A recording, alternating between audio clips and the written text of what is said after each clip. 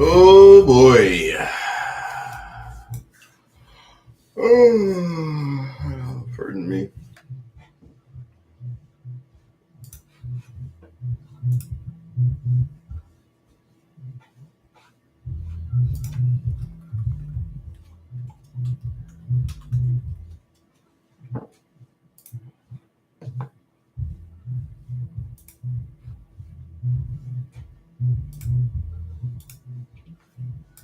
So today's March the 13th, right? Which means that today is daylight savings time.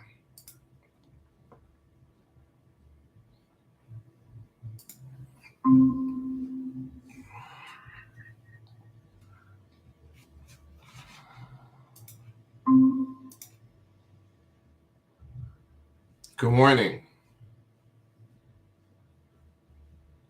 Yeah, that's right. Okay, there we go.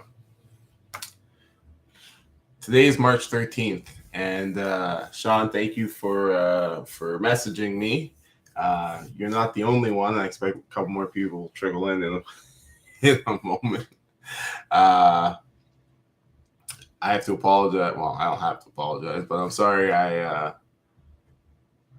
didn't realize what time it was because today was the spring forward. And I knew it. I was aware of it. I talked about it all week. But I guess I didn't plan for it this Sunday, and so it caught me off guard. It caught me off guard.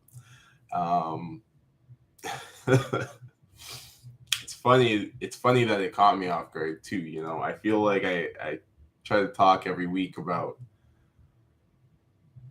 Maybe I don't talk specifically about this, but at least this is the theme in my head when I'm speaking to you is about trying not to allow the outside world's events and changes to distract or throw you off. Because that really is the challenge, right? Whether it's being worried about the Ukraine or being worried about COVID or being worried about inflation or whatever it is, the goal is to remember that you have a goal and to keep focusing on that. And, come what may, with the overall hope that your goal and your aim is the right thing for you in your life. And that even if the world is, slightly off the rails or collectively not doing the right thing, that you, by aiming true, will hit your mark, right? And so it's kind of ironic this morning that I've missed my mark by 18 minutes or so, and really by an hour, because I would have been sending out that email an hour ago, or actually 10 minutes from now, if we hadn't had daylight savings. And so it's a little ironic and it's funny, and anyways, I think it's a little bit awesome too, because obviously I am just like everybody else, and I fail, and I am fallible, and I make mistakes, and sometimes I do let the outside world, even oftentimes, unfortunately, influence me in ways that I prefer that it didn't. So, anyways, this week, I don't know how many people are going to trickle in since I've screwed this up so royally, but even if no one else shows up, Sean, I'll talk to you. I wanted to talk to you about this beautiful apartment building. I wish I could say I wanted to talk to you about buying it and putting together a syndication deal, because I think that would be just the coolest thing in the world. But unfortunately, it's $6.5 million down, and I don't believe I know the people to syndicate something like that.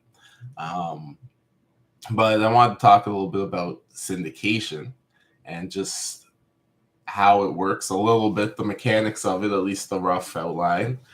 It really is it's one of those higher level investing tasks. So it really is something where if you were going to do it, you're going to work with a lawyer and you're going to make sure, everything's above the board legally. And there are a lot of rules that you do have to comply with to put together a syndication deal. Mostly for tax and compliance purposes, right? So, I mean, it's a lot like running a small corporation. So that's why you have to follow these rules, right, and regulations. And sorry, my computer here doing an update. That's why you have to follow these rules and regulations. So first thing, right, you look at the property, like the one I sent you there, and let me just pull it up here, right? Is it 141 row? Oh, you guys can't see my screen. Hold on one second. Let me share the screen here, and then I'll carry my whole screen. So, oops, Aaron's clicking the wrong buttons. There we go. So that's that, and that's.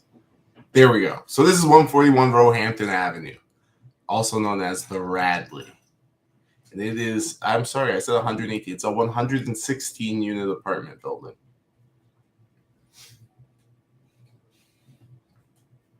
I've been looking at real estate in the GTA. I'm looking for a place, just a house, probably like a house hack or something like that.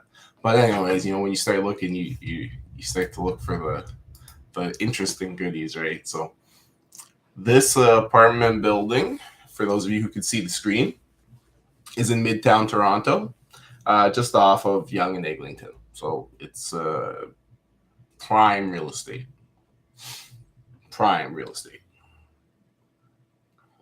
The property has 116 units,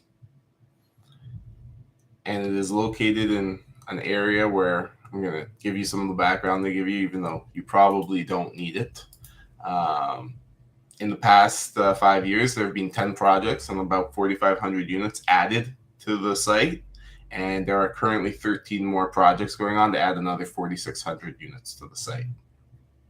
Right. So this is obviously a very high demand area. And right now in that area, you can get about $1,390 dollars. Sorry, you can buy for about $1,390 per square foot. So you're probably not familiar with cost per square foot. It's kind of more of a construction industry thing, and high-end real estate, those are really the only places you encounter this measure. Usually lower end stuff, we don't talk about cost per square foot unless you're talking to the builder. But obviously your house is measured in square feet, and we can average out the cost to build the house by the per square foot, and that'd give us the cost of construction. Typically speaking, houses are not that expensive per square foot to build. You get a decent house for $250 per square foot. The most expensive part of a lot of builds, I shouldn't say most, but a lot of builds is the land, right? Not the actual construction costs. Now, luxury homes tend to have a per square foot cost of between $800 and $1,200 or so, sometimes higher. And that will not be including the cost of the land. Right now, this report is saying $1,390. That is including the cost of the land, right? So this might be properties that are finished up to a $500, $600, maybe $800 per square foot finish, and then have an additional $500, $600, $700 per square foot in land value or land cost involved in this property. It's good to know cost per square foot. Just roughly, it's a good idea to know cost per square footage if you want to be involved in renovations. It's not that your contractor's ever going to talk to you in such terms. I mean, maybe they might, but they're not likely to. But it's good to know, because if you're looking at a property and you're trying to evaluate it, right? Like, one of the interesting things in real estate is it's like backfill or like gentrification, right? You have an area where the properties aren't very nice, but then for some reason people start buying them and turning them into luxury homes. That like gentrification effect. Like, how does that happen? How do you do the math on that to know that it's the right time to turn this quote unquote like ghetto or rundown property into like a luxury home? How do you calculate for that? The math is in the cost per square foot to finish it, right? So if you have a property in a highly desirable area, let's say, that you can acquire for $200,000, let's just say it has 1,000 square feet, because that'll make the calculations easy, right? If you now need to renovate that property and you're going to spend $100 per square foot, right? And that's going to give you a perceived finish of, let's say, $200 per square feet, because you paid whatever for the property and it had some value in it. Then that tells you, okay, well, now I'm going to have like an average finished house at around $200, $250 per square foot for my purchase price plus my cost per square foot times my square footage, right? In this case, $100 times 1,000, so $100,000 worth of renovation costs, right? So similarly, if you're looking at a property that you can acquire, I don't know, let's say for $500,000, right? And you're going to spend $500 per square foot to finish it again, let's say 1,000 square feet. So you're going to spend $500,000 to finish it. That's going to be really nice finishing, right? This is going to be a very well done, nice, higher end home, right?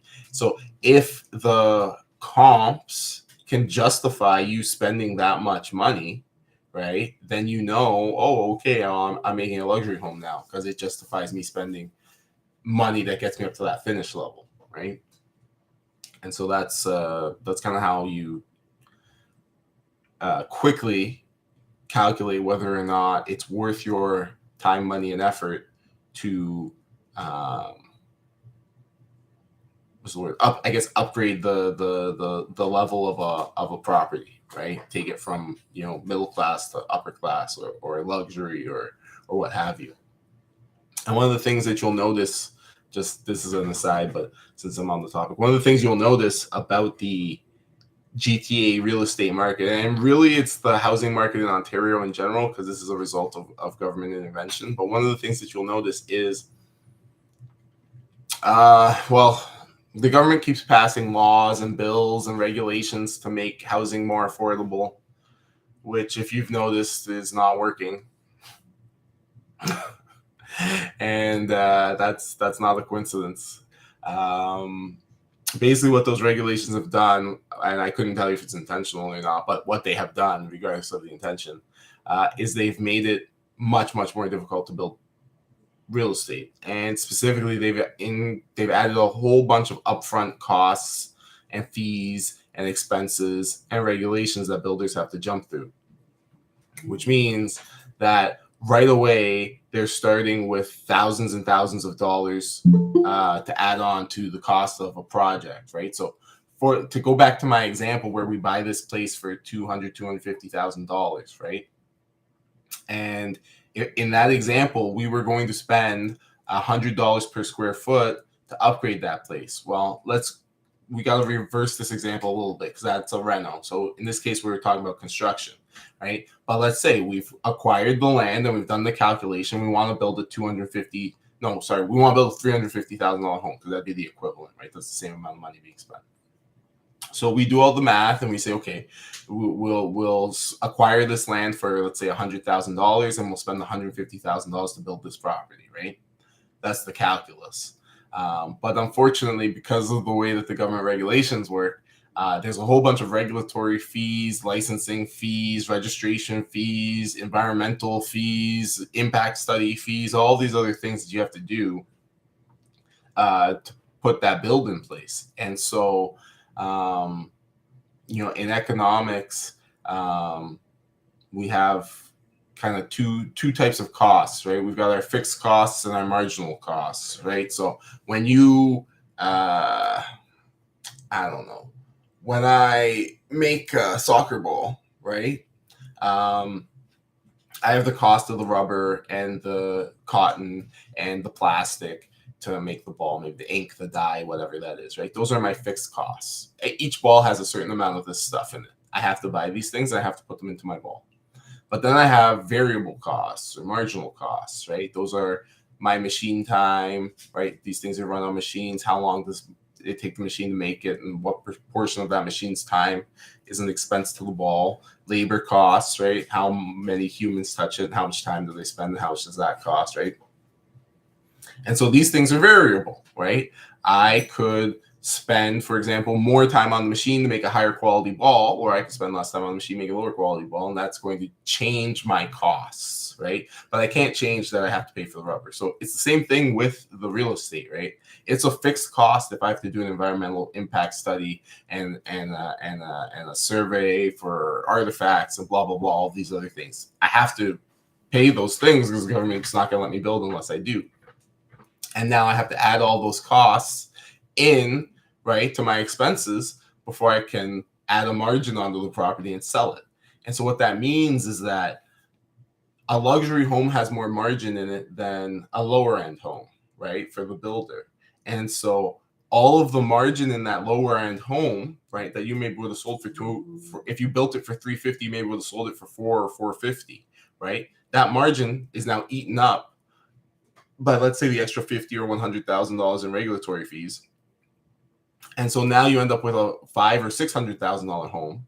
Well, $500,000 or $600,000 home is no longer an economy or a lower end home, right? That you'd be selling at that ideally maybe $300,000 to $400,000 or maybe $500,000 price range. So now that you've cracked 500, you're now at 5 to 6, and you're kind of in the middle. Well, the middle is not a good place to be because it doesn't have good margin. So instead, you'll spend an extra $100,000 to up the finishes so that now it looks like it has luxury finishes, and you'll maybe make the ceilings a little higher and do a couple of other things that make your house now a quote unquote luxury home. And you'll sell it as such because now you can have a higher margin.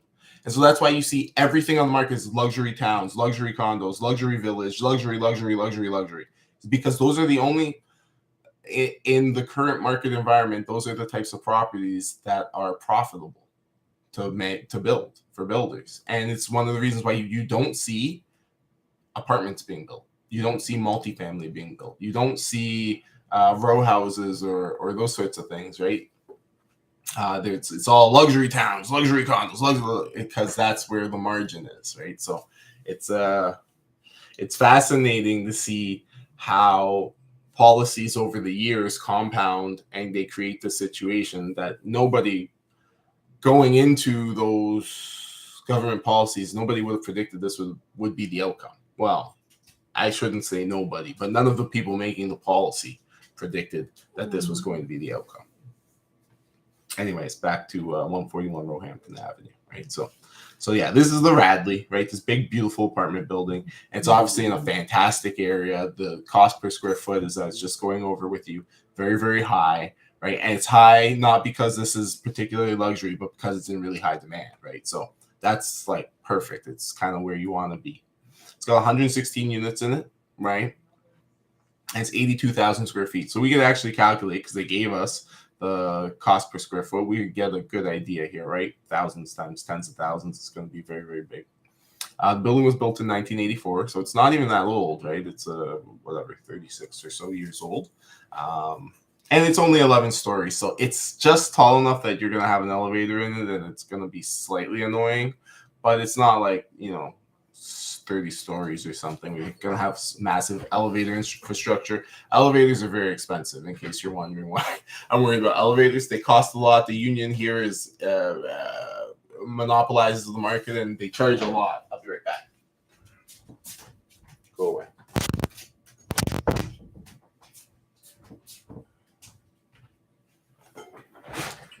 Yeah, the elevator, I forget what they're called, but the elevator union here basically has it so there's one firm you can go to.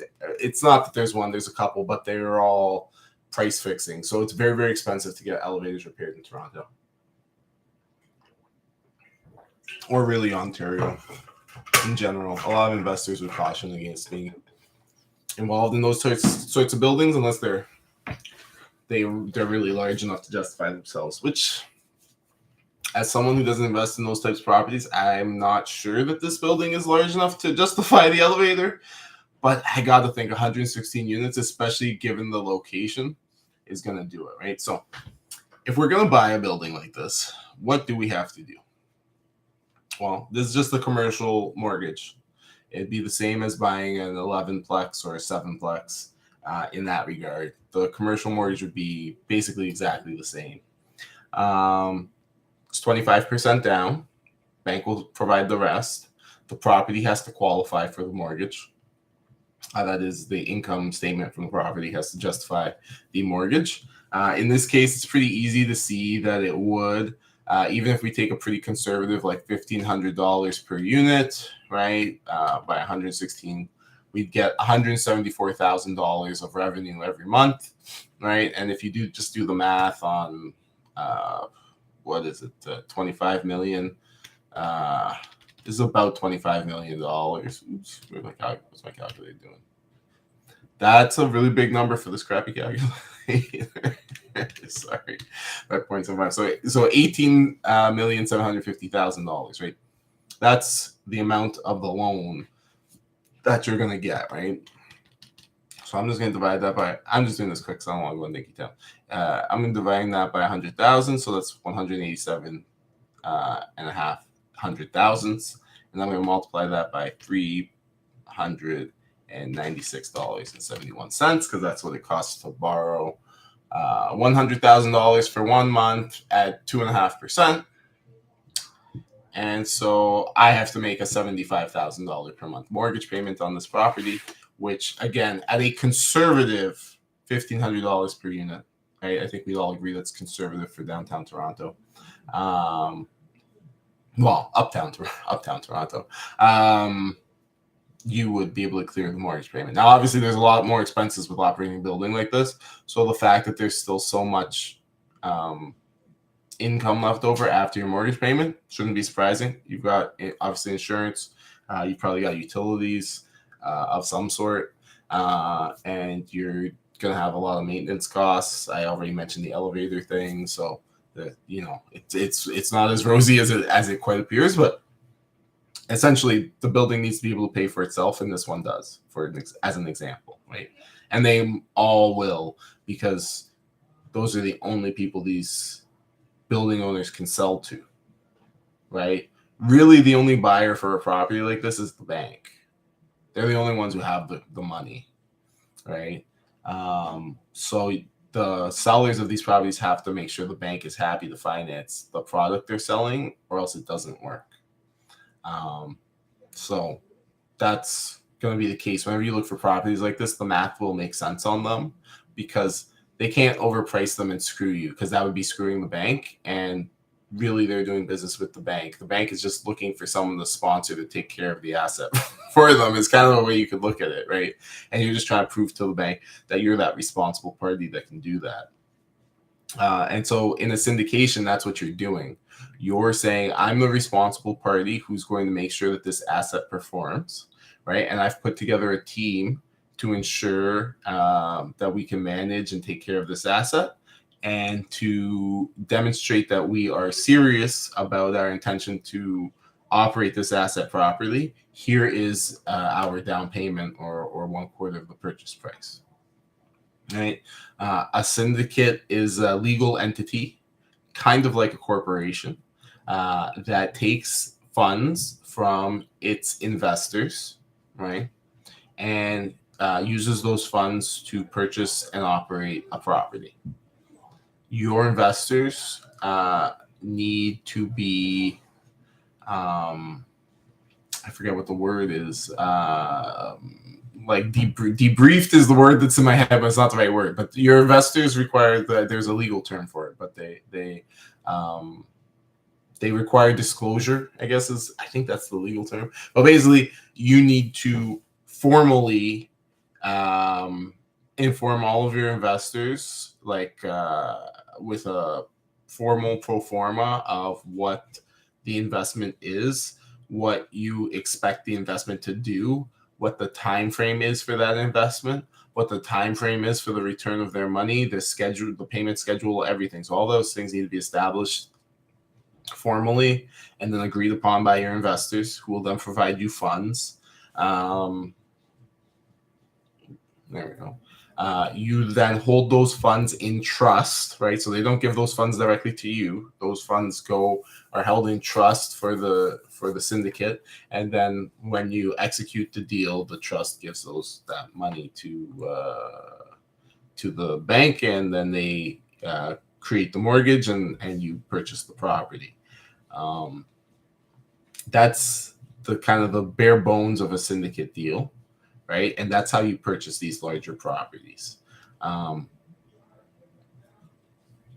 I don't think, I could be wrong about this, because there are obviously people who are phenomenally wealthy in the world, though they are few and far between. I don't think very many, if any, people buy buildings like this by themselves. Um, I have heard of individuals who've bought buildings like this in the States, more or less by themselves, but those stories are always kind of funny, and it's like in a weird American real estate market. So it'll be like, I don't know, in like Tucson, Arizona, and there was like a depression, and like some guy was able to buy a 100-unit apartment building for like $900,000, and like just like weird, kind of stories like that. I don't know if, buildings like this one, where the real estate value is as high as it is, I don't know that people typically buy them alone, right? And obviously, a lot of the time with a syndication deal, we're talking about people who have money but don't have time. They're not interested in being involved in this deal, right? That's where the syndicator comes in. And obviously, syndication is lucrative. Syndication is very lucrative. The reason why is essentially, you can think of syndication as almost like being like a hedge fund manager, which is a very apt comparison, actually, because what you're doing is you're taking this property, right, which is probably a good investment. We can kind of see that for ourselves, and which is obviously probably been a good home to the people who live there and who'd like to continue to live there. And you're going to take that thing, which is a good home for those people and a good investment for the people who can, finance it and continue to take care of it for the people who live there. You're creating the formal legal structure that makes this an investment for them, like a hands-free investment, rather than like, say, a typical real estate investment where like you can just buy something and now you're the investor. You're creating something kind of like a mutual fund, right, that other people can buy into and invest and grow their money and receive a dividend or a return or what have you. Basically out of whole cloth, right? Because prior to you going through the syndication process and creating this legal entity, this building existed, but they couldn't invest in it, right? And obviously, hedge fund managers get paid really well, as do syndicators. So it's quite lucrative to do this, but it is a lot of work, right? And the work is mostly sales, right? It's getting in touch with the investors, finding people and managing your relationships with them that want to invest in these deals, and that's something where there's a lot of momentum involved, because obviously you're going to find people who want to do deals, and maybe you'll do a deal, but they're going to want to keep doing deals, so you got to go find more deals, right? And it's probably a good problem to have, but it obviously this kind of investing is not for everybody, right? But these deals are available in places like Toronto and in Sudbury, all over. And one of the neat things about them is that, generally speaking, you're not in competition with most people. Right? You're not in competition with most people. Most people don't look at these. Most people don't know that these exist, right? And some of these, let me see. There was another one I really liked for sale. Let me see. Yeah, 5 Glenavon Road. So if you look at this is a beautiful. I mean, I really like the aesthetic here. Maybe it's just me, but it's like a converted house. So they kind of kept the aesthetic of the house, but it's actually an apartment building, so it extends down. You can see here's the entrance. And so it's a beautiful 18 unit apartment building. And it's in Parkdale. So it's in a very highly marketable kind of area, right? And it's selling for $311,000 per unit, right? So think about that, because you've looked at Toronto real estate. I'm sure of it. I've shown you some. You ever see $300,000 per unit? Pardon me. You never get close to that. Shit, I was looking at a property. It was a duplex for $1.5 million. That's $750,000 per unit. That's more than double this, and probably in a less desirable rental area too. Right? Less convenient, less access to transit, all those things.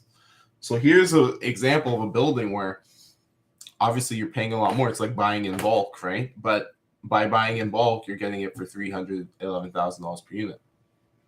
So the question, of course, is can you make a profit on a $300,000 unit in Toronto? The answer is, of course, yes. Like pretty much all day, every day. It'd actually be really interesting because you could maybe, depending on the situation of this property, one of the like very advanced deals that you could do. I'm just looking on the map here where it's located. Yeah, you probably do all right with this one. One of the really advanced deals you could maybe do is you could buy the apartment, keep it tenanted, do whatever compliance upgrades you need to do, and then convert it into a condominium, and then sell it to the tenants or to new buyers, right? Because if you think about it, right, if you're paying $311,000 per unit for this place, how much do you think that that's worth if it's a condo? It's probably worth, well, 6, 7, maybe even a bit more, just based on location and how nice the place looks, right? So if you pay $311,000 for this property and then you turn into a condo, process that will take a year or two, but yeah, and cost you some legal fees, but then you could potentially double the value of this property in a year or two, right? Now, obviously, there's a lot of tax implications because you are going to assume capital gains when you sell those condominium units. But that's a way that you could make money on a property like this, right? So there's a lot of ways to enter and exit commercial properties, especially depending on the situation. And obviously you can talk to a lawyer and they can kind of guide you if you wanted to do such a deal. I look at something like this though.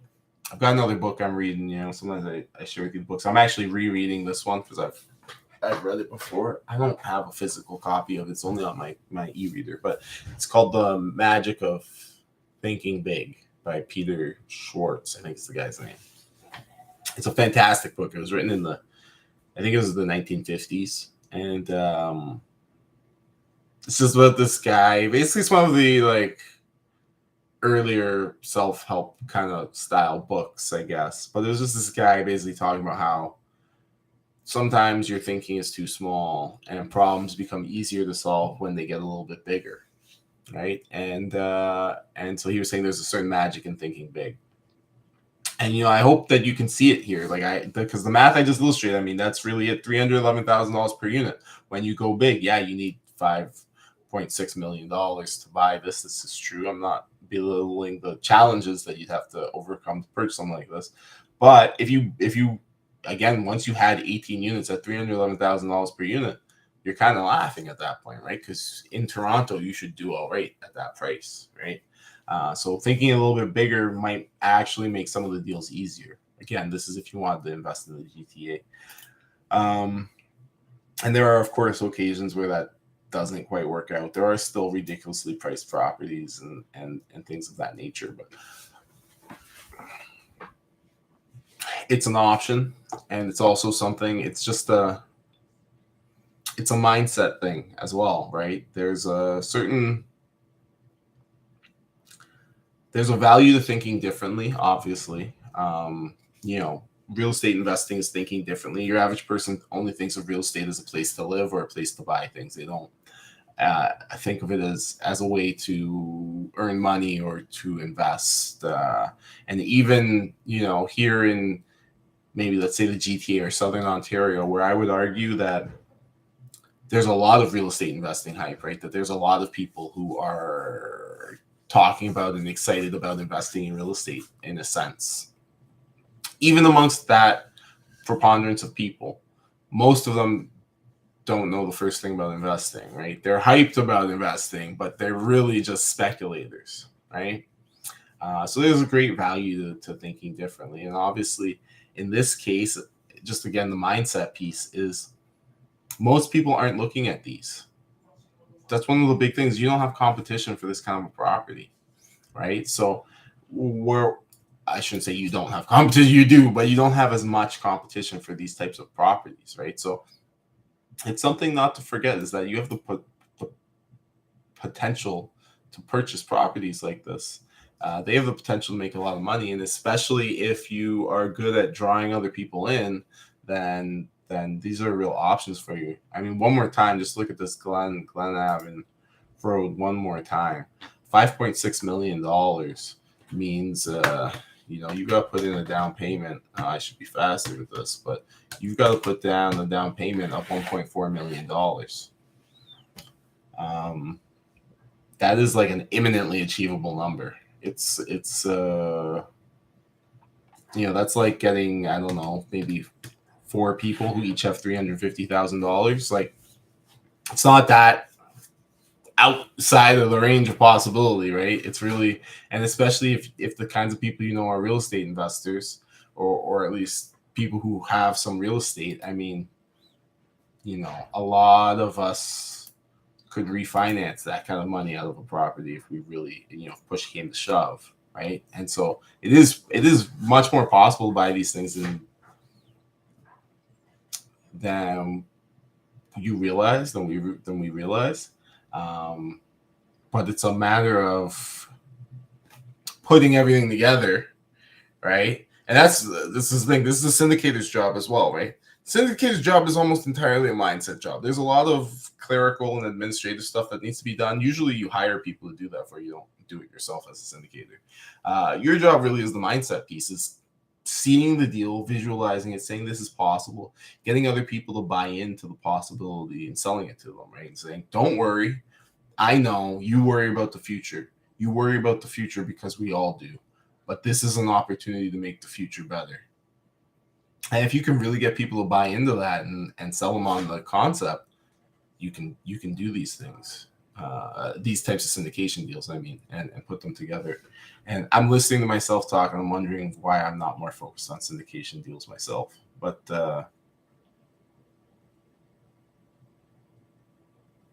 yeah, because really, you know, the angle that you'd take to do these syndication deals, at least maybe your first one or two, would be to talk to people that you know who have houses that they've had for a long time, but don't really do anything. Because presumably those people, at least if they haven't been irresponsible and getting like chips and HELOCs and stuff, they will have a lot of equity in their homes, right? Certainly anybody who lives in the GTA has owned their home for the last 10 years and not taking out a chip HELOC or a refi against it will have a lot of equity in that property, right? Probably easily $350,000. And so you'd only need to get together, you know, 3 or 4 people to do that, to do this kind of deal. Usually in a syndicated deal, the syndicator may or may not bring their own money. It's not required that you put in your own money if you don't want to. So you just get together 4 people with $350K, and you get whatever 10% for putting the deal together. Or obviously that's agreed upon between you and the people in the syndication deal. But it is possible to put these together with no money down. This is how there are some investors I'm aware of in the United States, at least, not in Canada, who that's how they got their start. Was they didn't really necessarily realize when they were starting, but they basically syndicated a deal, and that allowed them to get into a building like one of these for none of their money in the deal. And obviously they had to work their butt off to make the deal work, to get back their investors' money and then earn a profit for themselves. But it's a way to get in with no money, right? So there are lots of opportunities. And obviously, like with a building like this, you can imagine, right? Here it says average occupancy 100%, which means average vacancy 0%.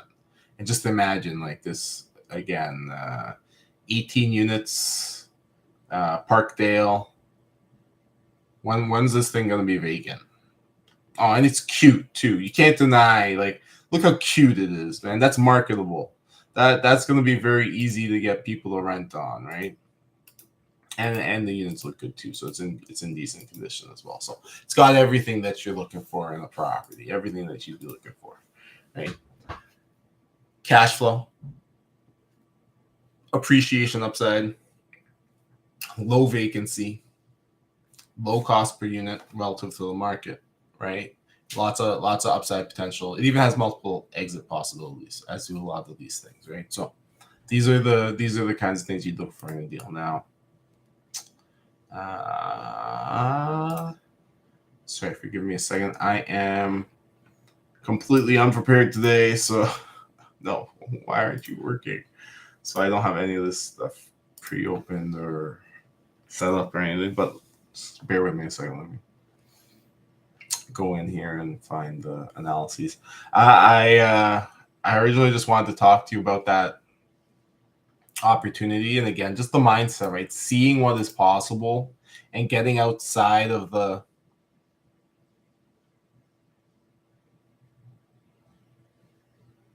I'm trying to think of how to phrase this.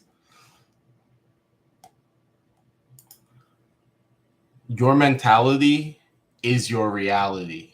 Ha ha ha. That sounds really cliched. I wonder who said that. I just came up with it now, but I'm sure I wasn't the first. I probably read it somewhere. But your mentality is your reality, right?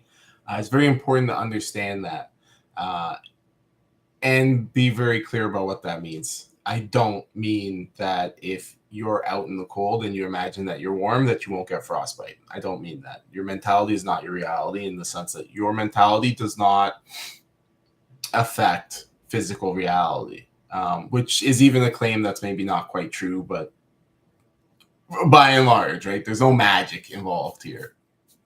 But you have something in you called your reticular activating system. You've probably heard of it before. It's part of your brain. It's the part of your brain that's responsible for pattern recognition.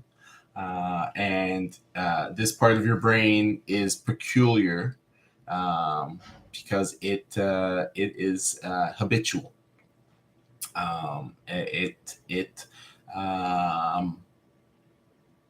It habituates to stimuli and filters them out. A perfect example of this is if you are watching, maybe you're on your phone, or if you're watching TV, but like you're close to the screen, maybe it's better on a computer monitor, and you're watching something that's scrolling, constantly scrolling. It's just scrolling at a steady speed from top to bottom, top to bottom, top to bottom. But if you watch that for, I don't know, 30 seconds or so, and then you look away, you may notice that the world is kind of scrolling for couple of seconds. That's because your brain has habituated to the scrolling and it's trying to cancel it out. So it has automatically scrolled all of your vision to try and match pace with the scrolling on the screen, so that you perceive the scrolling image more clearly, right? Of course, this now means that everything that is not scrolling appears to be scrolling when you look away from the screen, right? So now your perception is altering your reality, right? Because you're perceiving things to be in motion because you trained yourself with this screen. And now when you take that away, you're now perceiving a world that is not moving to be moving, because that's what your brain brings to the perception. So that's a concrete example, not exactly your mentality affecting your reality, right? But that's how our brain interferes with the real world. What we're presented with by our senses is not reality, right? It is reality, quote unquote, as it is filtered or mediated through our brain and processing system, right? And there's a very concrete example of where your processing system can be tricked to show you things that are not there, right? Conversely, it can be tricked to hide things that are there, right?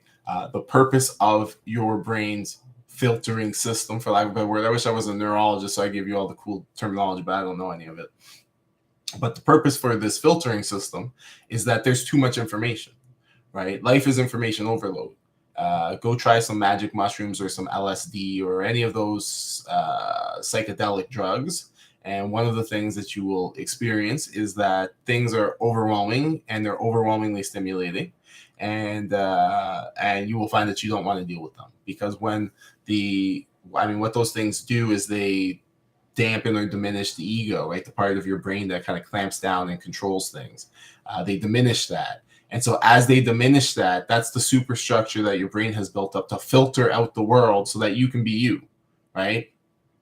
And without that, you aren't you, which is, if you take a high enough dosage of those types of drugs, they cause what's called ego death, which is where you lose the sense of self, right? You stop distinguishing yourself from the things that you're seeing and experiencing in the world, right? So this is just the function of our brain, is that's what it's doing, right? And it's doing this at all times, because otherwise it'd be overwhelming, right? And you see this with small children, right? A toddler is enraptured by almost everything, because for them the experience is always new and they don't know what to filter out yet, right? The whole process of growing up is largely learning what things to ignore, right? That's a big part of it, is what things are not important, that you don't need to pay attention to, right? And so in many, many ways in our lives, we've trained ourselves not to pay attention to these things that are the opportunities, right? And it can be very limiting, right? To have these beliefs, especially because a lot of times they're habits or they're reflexes, right? One word that I think is both far too popular and not popular enough is the word no. I think a lot of us reflexively say no to things that we're not comfortable with without really giving it much thought. Because we're not comfortable, we're afraid, we're whatever. And it's much easier to say no than to face the reality of this thing that we don't know, don't understand, aren't comfortable with, whatever it is, right? There's a lot of people who feel that way, right? Conversely, I think a lot of the times people are very hesitant to say no to other people when those people ask them to waste their time, right? So a lot of the times we'll be friends or family or whomever will want us to come and essentially waste time with them, right? And we'll say yes, even if we recognize that it's a waste of time, and even if we don't necessarily want to do it because you want to be polite or sociable or amiable or whatever it is, right? Everybody's got their own excuses for whatever reasons. And these are kind of the two things that slowly kill ambition in life, right?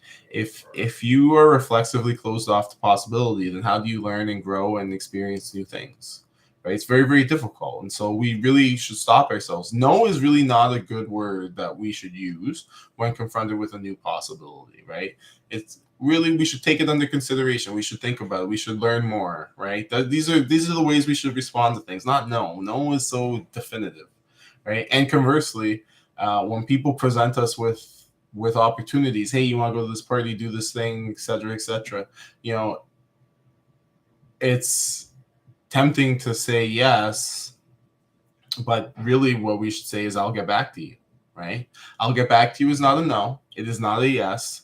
It's I have to check my schedule, for lack of a better way to put it. And really, it's a thing where when you're receiving these types of invitations, one way or the other, that you should be looking, right? You should have a plan to say, hey, what was I going to do with that time? How was I going to spend this time? Is it really the highest and best use of my time to spend it in this way?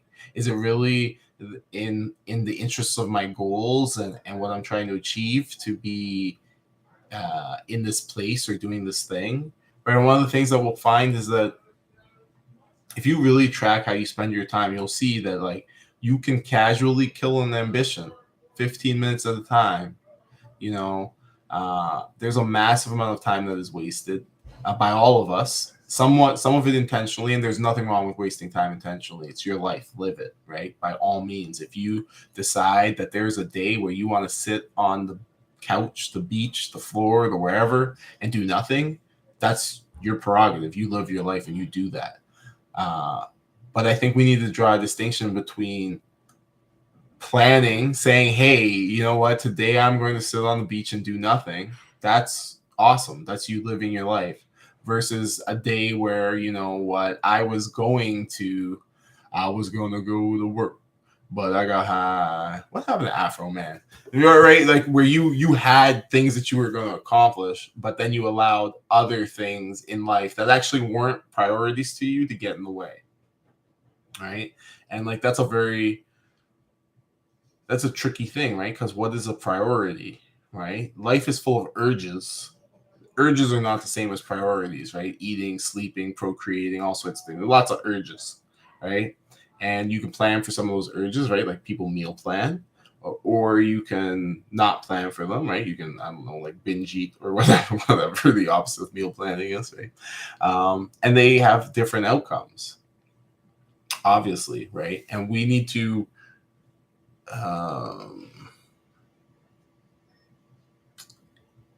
we need to all try to be more intentional in some of the things we do when we're, at least for the things that you're trying to accomplish something with, right? And certainly time is something that we're all trying to accomplish something with, because it's one of the universal resources that we all spend, right? Obviously there's a lot of things that are unique to each of us in our lives, not just, it's kind of the superficial human things, but deeper things as well, right? For example, I have a job in sort of the metalworking, machine tooling, manufacturing industry, and so I touch and interact with things that go into the production of all sorts of things, right? I'm sorry, Armando, I'm going to kind of put you on blast, but Armando here, on the other hand, he HVAC and automation technician, right? So he works in the world of, computers and automation and heating and cooling buildings, right? And so we don't touch the same things really at all, Armando and I, in our lives. But we both still spend the resource of time, right? So it's that constant between us. And really a lot of things, that's interesting. A lot of things, because they cost time, it's about being more time efficient, right? If I told you, for example, I could make you a millionaire, your first question should be, at least, well, how long is it going to take, right? Because you can make yourself a millionaire. You can wait, 1,000 years and you'll have $1 million in your account pretty easily, even if you do almost nothing, right? You basically live your life, die broke, right? And then at an account balance of like a couple dollars, wait 1,000 years and interest will do the work. You'll end up a millionaire, right? Like that could work. It doesn't work because they'll close your account once you're dead, but right, like the math adds up. So it's about timeliness, not just whether or not the goal is achievable. Nothing in life is just about the thing. It's about the thing plus time, right? Because most things are achievable given enough time, but I want the thing achieved by a certain date, right? I want to go on my trip by a certain time. I want to buy my house by a certain time. I want to live my life. And eventually I'm going to pass away. So I want to do all of these things within a certain time period because, life is limited. So understanding these things, right, then brings us back to, well, if I understand that my mentality is really having an influence on how I perceive the world, right, and I understand that I can have limiting beliefs and limiting ideas, and that those can be framed both negatively and positively, right? A limiting belief can be, again, being kind of reflexively opposed to new ideas, and instead of exploring the possibilities, just saying no and being closed off to things, right? And it can also be being too open, right? Being reflexively saying yes to things and taking on not burdens, but engagements that aren't actually moving you towards your goals, right? Those can be two sides of the same thing, right? And I do think, not to get too off the rails with you, but I'm thinking about the yin yang right now, right? It's kind of this Buddhist spiritual symbol, right? And the yin yang symbolizes duality And there are probably some flaws in their thinking with relation to duality, though I don't know. But the yin yang is a beautifully poignant symbol because it so succinctly sums up the idea that it's getting at, right? And you can see it right here, right? There's a duality in most things, a dark and a light, right? And here I'm saying there's a no and a yes, right? And they're both leading you astray from your goal, right? So no and yes can both be powerful tools. They can both be powerful tools to lead you both towards and away from success and towards and away from accomplishing what you want to accomplish, right? But one of the big ways, right? No is a very, very popular word. If you, like in the sales world, you are much more likely to hear a no than you are a yes. It's like 80 to 20, maybe even more no's to yeses. People love the word no. So much so that you can build sales tactics around getting people to say no to things to say yes to things, right? Because people just, they're comfortable with no.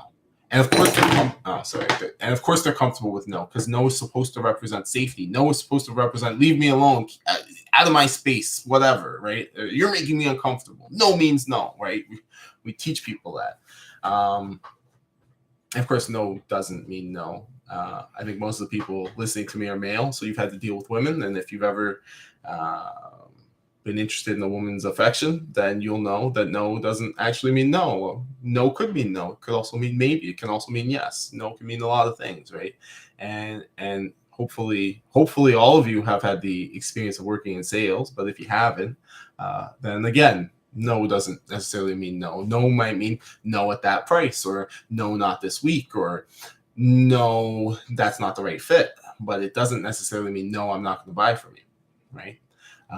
And so this is a very, very important thing. And it's one thing that salespeople really excel at, right? Is to be a good salesperson, you have to learn to take no for what it is, which is try again. That's what no is, right? No is when you're playing like Pac-Man on the arcade machine, and no is a game over, right? But, you know, a game over in life means you stop playing, but a game over in Pac-Man means you throw in another quarter and you try again, right? That's the mentality that you have to have, right? Is you keep trying until you get a yes, right? Or obviously maybe you don't harass people, so there's a limit to that, but that's a real mindset shift that you have to see, right? And when you take note of these things, especially the reticular activator piece and kind of understanding, like really taking some time to understand how much your mentality affects your perception of what's possible. It is possible to buy real estate with no money down. 100% it is possible. But how many people do it? And why don't they? They don't do it because they don't see the possibility. Not because it's that hard. I've done it. It wasn't that hard. It was an accident, in fact, right? I've told you the story. It was an accident. Why we ended up doing it. But because we were open to the possibility, it was possible. And the more you open yourself up to possibility, the more things that are possible. You know, I'm going to wrap up now because it's been about an hour since I started. But, you know, I really like to revisit the story of Elon Musk. When he first founded SpaceX, he didn't have a team of engineers. He didn't have rockets. He didn't have any of the stuff that he has now, right? He had nothing. You got to remember, this is a dude who made his money starting a tech company that exchanged money. He had nothing to do with rockets. And so his first foray was he was going to buy the rockets. And so he went to the Soviet Union to buy he went to Russia to buy, I think they're called Minuteman missiles. These are intercontinental ballistic missiles for nuclear warfare. That's what they are. But, you know, an intercontinental ballistic missile is the same thing as a space shuttle, really. So he wanted to buy them and, you know, replace the warheads with cargo pods. And those were going to be his initial rockets.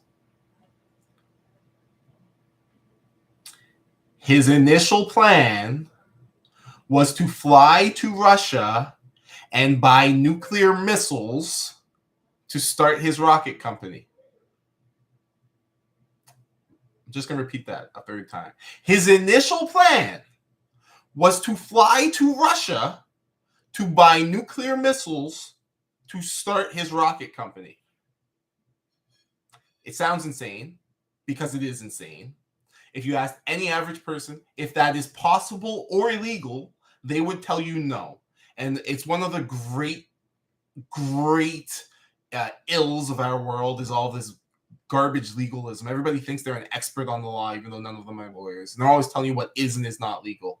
The law is very ambiguous, very unclear, and there are lots of things that you would never expect are illegal that are, and lots of things that you would never expect to be legal that are. My recommendation personally is do what thou wilt and let the consequences fall where they will, right? If you're a good person who is trying to do good things, it's very unlikely you'll run too far afoul of the law. Obviously, get good legal counsel and do what you can to protect yourself. But the idea that you're going to mentally allow the law to stop you, that's such a stupid thing. I've never understood it really, because the law is a good deterrent. Obviously, you don't want to end up in jail, and you can end up in jail for lots of things. Like, you don't do a syndication deal without talking to a lawyer because you'll end up in jail for years. So it's not a good idea, right?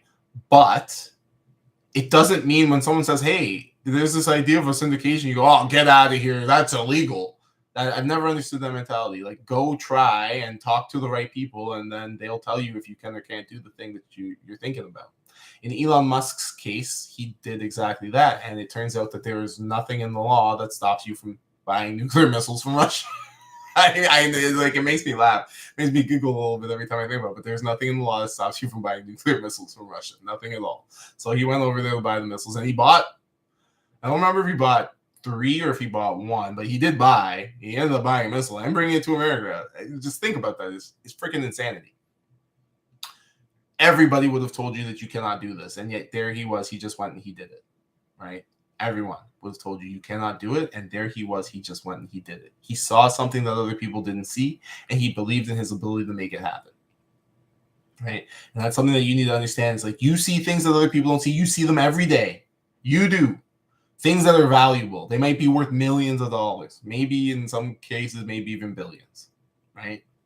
And yet when you see those things, you dismiss them. You decide that you're too stupid. You couldn't be seeing what you're seeing. The law wouldn't allow for what you're thinking, etc., etc., etc. And one way or the other, you excuse away these amazing things, gifts that you have for the world, because you think that you are not the person who's equipped to gift them, right? And that's something that it's sad if you think about it, how many people there are in the world and how many gifts go ungifted because we don't believe in ourselves. That's sad. So I guess the world could be a much, much better place, obviously. But also, it's sad just to think of how disempowered so many people feel, that that's how the world really is. You know, one of the beautiful, crazy things about a lot of the people who succeed is that they're dumb. A lot of people who succeed are quite dumb. They're too dumb to know that they shouldn't be succeeding. You go to a university, you find a bunch of quote-unquote intelligent professors, and they will sit down there from sunrise to sunset explaining to you why every single idea you have is impossible. About how everything's been done and everything is known and there's nowhere to go and there's nothing to do. And it's sad that our society has become so obsessed with education and educators and higher education, because these are not the people who push the world forward, and they never were, right? Highly educated people don't push the world forward. Bill Gates, Steve Jobs, Elon Musk is much more educated than those two men were, but none of these are particularly highly educated people, and yet they're the ones who are at the forefront of the mission because they were the ones who were too dumb to know that it was impossible. The engineers who worked for them were all well educated, and they were taught that it was impossible, so they didn't try. Right? Now, fortunately for you, we're not talking about an engineering endeavor. We're just talking about investing in real estate. And you don't have an education in that. So nobody's taught you that it's impossible. I mean, your probably family has, your friends, your society, but no formal institution that you pay thousands of dollars per year to has told you that it is impossible. And I am here to tell you, to scream emphatically to you, not only is it possible, but it is the way to do things. And not only does it work, but you can't afford not to do it. I'll finish here, but I try to write a little reflection every day. Just a couple minutes, sit down, almost like a letter to myself. Aaron, if you could send this letter back in time 5 years, what would you tell yourself? What would you know? Maybe, I don't know if it'll ever be useful to me or my kids, but maybe I give it to them. Maybe they'll be smarter than I was. I don't know.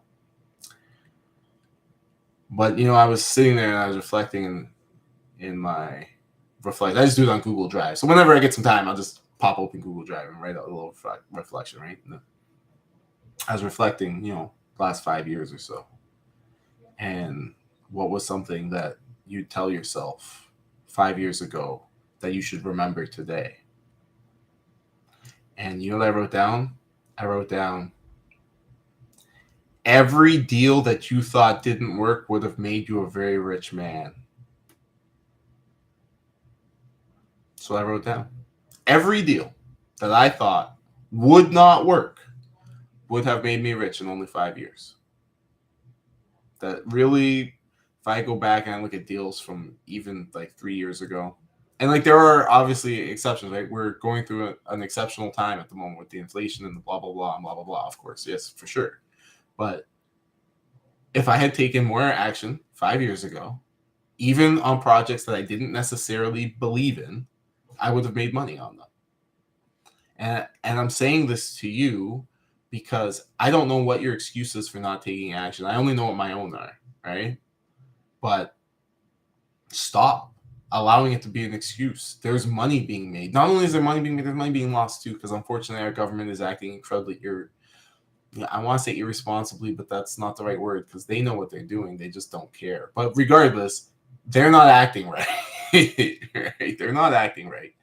And certainly the inflation that is happening is hurting you, right? And obviously you need to look no further than gas prices. Tell you, I drive a little car. I drive a Volkswagen Golf because I try to be. It's funny. I'm not an environmentalist, but I love the environment, so I try and protect it. And I have no interest in global warming, but this doesn't mean I need to drive a gas guzzling vehicle. So I drive my little Golf. And a big part of the reason I bought it was just, don't waste gas. No reason to waste things. And I'm just one person going to work. I don't have a family that I need to transport. So it was a good car for me, right? And, when I bought the car a couple of years ago, I was filling up the tank for, I don't know, maybe like $50, about approximately $50 to fill tank. $50 of gas fills my tank, full tank, drives me back and forth from work or wherever for about a week. So I'm spending $50 a week on gas, which kind of sucks, but I drive a decent distance for work. I filled up my gas tank last week. $79. $79. And actually, I wasn't quite empty, so it was probably more like $85 to fill my gas tank. So I was doing the math on that, right? Because that's $30 more than I was spending 2 years ago on gas. And 30 out of 50 is 60%. So that's a 60% increase in fuel costs, right? So I did the math on that, right? Like, what is an extra $30 every week, 50 weeks of the year? Let's say 2 weeks I'm on vacation or whatever, right? So I got my $30 and I got my 50 weeks. It's like an extra $1,500 or $1,600 per year that I'm now poorer, technically, if I'm on a fixed income, let's just say, right, that I'd now be poorer because of inflation, right? And there's lots of reasons for it, of course. It's not just the money printing. It's not just shutting down the economy for 2 years. It's not just the government shutting down pipeline projects and other infrastructure projects that would allow you to get fuel. It's not just those things. Yes, there is also a man named Vladimir Putin who is currently doing something belligerent in Europe. There is also that. But I mean, most of it is a result of our government's mismanagement, and they now have a convenient excuse. They now have someone who's conveniently creating an excuse for them to blame. But this isn't Putin's fault. Like, it's one of the most ironic things in the world. Obviously, the oil market is global, but like Canada and America do not buy very much oil from Russia. We buy very, very little. First of all, both of those countries are net exporters of fuel, of oil, right? Both Canada and the United States produce fuel and export it. We're not the ones who import from Russia. But this is the thing, right? Is because of the way the economy works, right? People are buying fuel from all over the place, and we've created impediments to the production of cheap fuel here.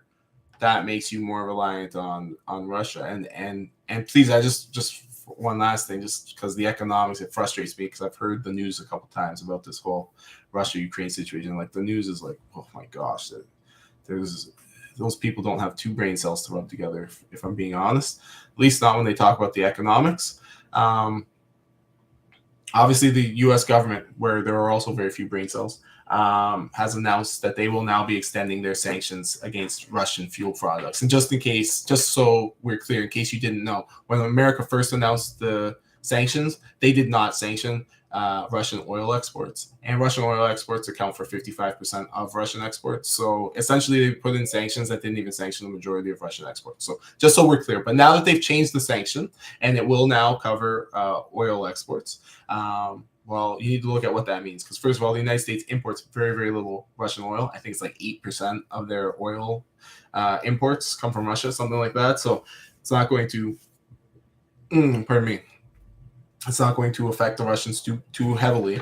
But what it does do is it impacts all of like American trade partners, because now they're not supposed to trade with Russia for oil.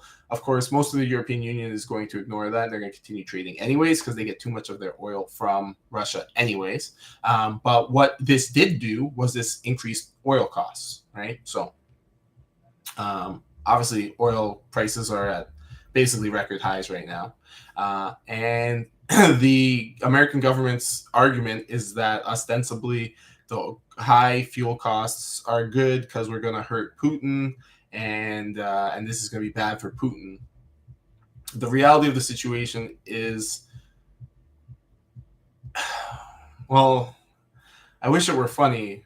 It should make me laugh, but it kind of just depresses me because it's so the opposite of the result that they are claiming that they want or that they're hoping for, that it like like it's almost if you've ever seen the picture, it's like a cartoon where the person's got the gun, but the barrel is turned around so it's pointed back at their own face. Like it's almost like that level of comedic stupidity.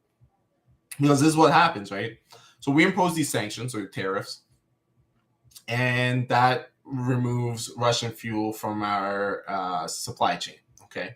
Now, this increases the cost of oil worldwide on the global markets, right? As the markets begin to shift and supply and demand now need to work themselves out, prices go up, uncertainty goes up. Now, as prices are high, right, then the price increases the margin on the product, right? Because your cost of producing the product didn't go up, just the sale price increased. So basically, you just get more profit, okay?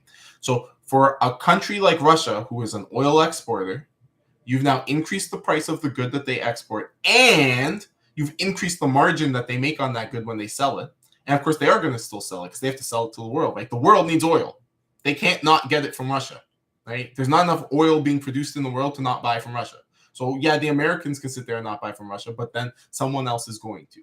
So all that they've actually done is they've increased the price and therefore increased the profit that Russia makes on selling oil, as well as all other countries. Canada benefits, Saudi Arabia benefits, even America benefits, right? From higher oil prices. The people who are producing the oil are the beneficiaries, of course, right? So you've now increased the profitability for Russia to sell their oil, and now increased profitability means increased tax revenue, which means increased money for Putin and his invasion, right? And alternatively, you're crushing people who live here, right? Because now fuel is $2 a liter, or it's $8 a gallon, or whatever it is. And I can sit here and complain about my extra $1,500 a year, but I'm sitting pretty because I'm whatever, entitled or privileged or smart, whatever you want to call it. But my life is not financially so constrained as to just my paycheck. But most people's is, and that's not a judgment. That's just life. And if you make $40,000 a year and you have a family, and you were hardly making ends meet, maybe you were able to save $100 or $200 a month, right? And now it's going to cost you $1,500 friggin' extra dollars per year, right? To drive your car to work. You're not getting anything more out of it. You're being squeezed like literally to death by, I don't know, a political class that doesn't care, I guess. I mean, I don't know if it's that they don't care or that they're truly so stupid that they don't see this, but one of the two. anyways, that would be another example of saying no, right? Say no to this, saying no to the distractions, which, as you can tell, maybe I haven't done such a good job of this week, and saying no, just to the silliness, right? And stopping and thinking about things, right? And this is, I don't want to harp on much longer, but this is the whole thing with stopping and thinking and being accurate, right? Is you don't dismiss things out of hand. There is somebody who said, I'm sure, hey guys, it's probably not a good idea to impose these sanctions on Russia. Let's think of a different solution. And people reflexively said, no, it feels good to put sanctions on Russia, so that's what we're going to do. It sounds tough, right? And I guess it does sound tough, and I guess it does feel good. And yet, the reality of the situation is that the only people who are being hurt by this, you think Vladimir Putin is losing sleep because America doesn't want to buy his oil anymore, right? He's not.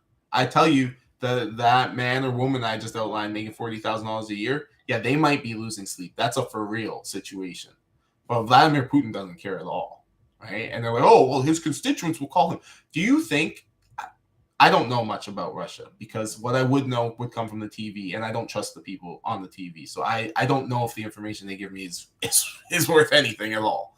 But I'm told that Vladimir Putin is basically a dictator. And the evidence appears to bear that out since he's been in charge as long as I can remember. And, the irony of saying to me that, oh, well, we're going to hurt the peasants of this country, right? Because that's what we're talking about. We're going to hurt the peasants of Russia, and then they're going to get on the phone or they're going to send angry letters to Vladimir Putin, and he's going to care. He's a dictator. He doesn't care. What is the logic of that? Explain that to me. You're not thinking clearly at all. Shoot, man. People here in Canada are upset. You call them white supremacists, arrest them, and take their bank accounts. So you don't care. We're a democracy. So why would he care? There's like a fundamental, like, people are not thinking about what they're being told. They're not challenging these ideas. And so they're just being led. They're just being led, and we're not being led in a good direction. Doesn't look like that, at least not to me. So be mindful of this. You can lead yourself, and you can open your eyes, and you can see broader horizons. And I'm sorry if I went down a bit of a, I know the whole Ukraine and Russia thing is a bit dark, and maybe it's not the most pleasant thing to think about. I'll tell you what I told my fiance the other day. Well, it's kind of dark still, but even during World War II, there were people living lives of luxury, right? Make no mistake, the world can go to hell in a handbasket, and if you make good decisions, you can still have a perfectly fine life, right? There's no guarantees, of course. A lot of life is luck, and it would suck if you're somewhere nice and it gets nuked or something. But in general, even as much justified doom and gloom as there is right now in the news and in the world and what have you, you understand that every time in history that the world has gone kind of topsy-turvy, there are winners and there are losers. And there were definitely people who had, pretty good lives throughout all of that, right? And obviously that does depend on how the events go, but you stay focused on that and you keep doing the things that are going to enrich your life, that are going to make you better and stronger and give you options, so that when something does happen, you're not just a passive victim. You're in a position to choose, or at least to try to choose your fate and gamble on the best possible outcome that you can. Thank you for your time. It's March 13th, the morning of daylight savings, and I know that I am not not as prepared for today as I would like to be. I hope that you are, and I hope that you enjoy the week as we all adjust to the new normal, and hopefully you get out there and you practice, slowing down before you say yes, speeding up before you say no. No, what is it? Slowing down before you say no and speeding up before you say yes. And really work on focusing on your priorities. And I hope I'll catch you again next week, and we'll be on time and on schedule then. that much, I promise, okay? So have a phenomenal weekend, and let me know if there's anything I can do for you during the week. You just send me an email. Thank you for your time. Wrong sense.